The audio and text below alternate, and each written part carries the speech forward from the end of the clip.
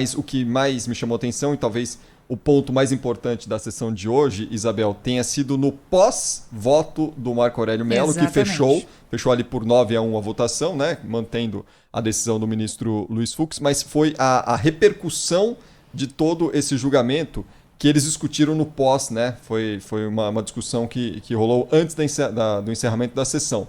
E a maioria do Supremo Tribunal Federal aprovou a tese de que a inobservância do prazo não implica na automática revogação da prisão preventiva. Ou seja, traduzindo em miúdos, se o prazo de 90 dias não foi respeitado para que os responsáveis se posicionem e respondam sobre a manutenção ou não da prisão do preso, isso não justifica a liberdade dele.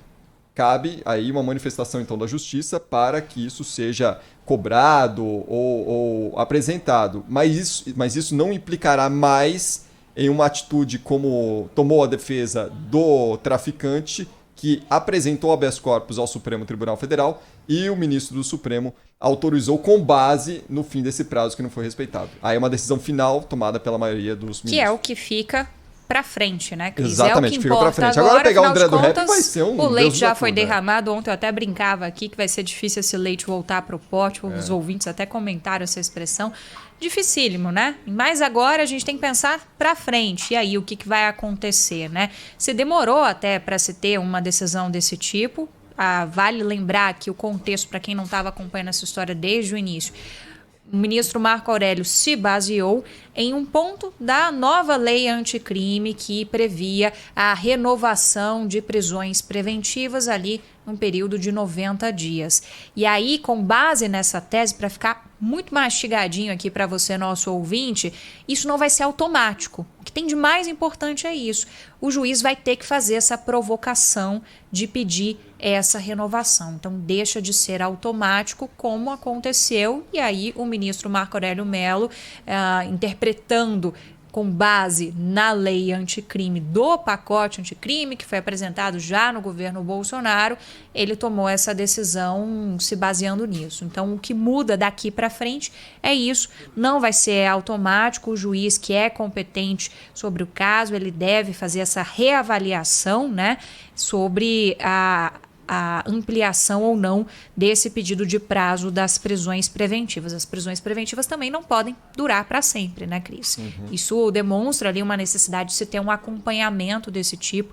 A gente conversou com vários parlamentares nessa semana, isso reacendeu muito a discussão sobre prisões após decisões de segunda instância. Afinal de contas, se tivesse valendo aquela interpretação anterior lá do Supremo Tribunal Federal, ele tem uma condenação de segunda instância, então ele não estaria preso preventivamente. Ele estaria até uma terceira, né? Porque nessa semana o STJ confirmou a condenação dos envolvidos na operação na qual ele foi alvo e foi preso, ou seja, ele já é condenado em terceira instância. Exatamente. Né? Mas estaria preso. Há parlamentares que entendem, o próprio parlamentar, o Fábio Tradi, que é o relator da PEC da segunda instância, ele argumenta isso, de que se colocou esse artigo lá na tramitação do pacote anticrime, claro que tem os interesses ali da classe política, mas é um outro ponto para a gente jogar aqui para a nossa reflexão, para o nosso pensamento aqui na segunda hora dos bastidores. Se colocou esse ponto também porque muitos desses presos, eles ficam lá esquecidos, ad eterno.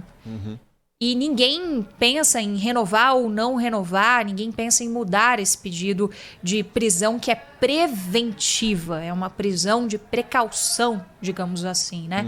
Então eles vão ficando lá, então é um jeito também de não deixar que a situação fique ali ad eterno, né?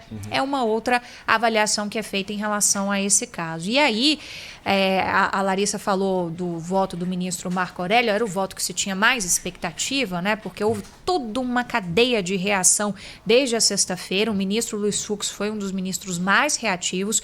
O ministro Marco Aurélio Mello, no voto dele, ele citou ali expressamente que ele não concorda com o ato do ministro Fux de, no sábado, dia seguinte à decisão dele, ir lá e barrar essa decisão e mandar que o André do Rap voltasse à prisão. Já era tarde demais, né? Porque ele entende que houve ali uma espécie de interferência de um ministro em relação ao poder de outro ministro, né? Então é uma outra questão que permeou muito esse julgamento, né? Até que ponto vai ou não o poder do presidente da Suprema Corte em relação a decisões que foram tomadas por outros ministros, né? E a crítica ali muito contundente do ministro Marco Aurélio Mello foi de que quem ganha com isso é a vaidade do presidente, o ministro Luiz Fux. Outro ponto interessante, Cris, é que a gente...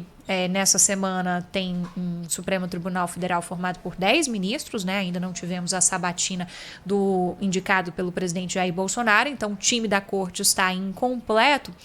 E o antigo decano da corte, o ministro Celso de Mello, era quem assumia esse papel pacificador, né? Agora, o novo decano, quem assumiu essa vaga, foi o ministro Marco Aurélio Mello e vai para o outro campo. Marco Aurélio é aquele do contra, que ele segue ali o posicionamento dele até o final e vai lutar por isso.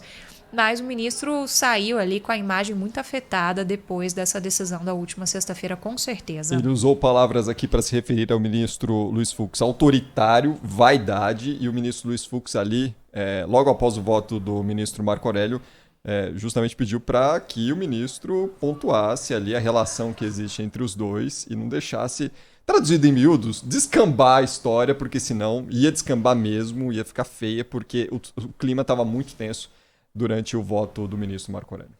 E um voto já esperado num tom defensivo, né? Agora...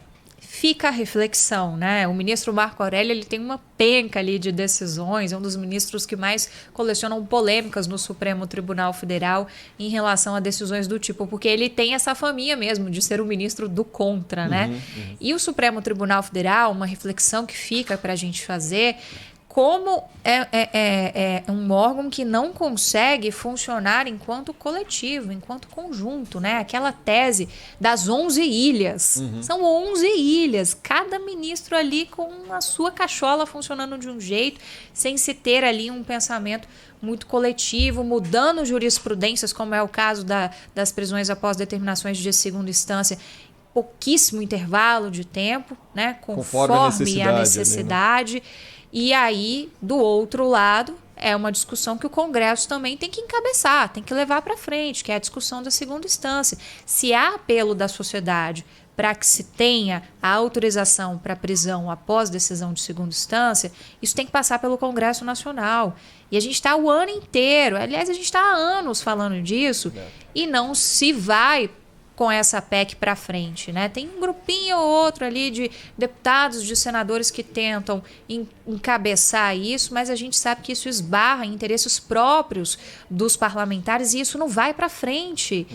E aí, como que faz ir para frente? Tendo pressão de quem está fora do Congresso, tendo pressão da sociedade de indo lá, olha, é um apelo que a sociedade como um todo está fazendo. Porque a gente, vez ou outra, vai esbarrar nesse tipo de discussão, ainda que mudar a interpretação que tem da Constituição em relação às prisões de segunda instância no atual momento não faça qualquer diferença no caso do André do Rep. A lei não vai olhar para trás, a lei vai olhar para frente. É isso aí.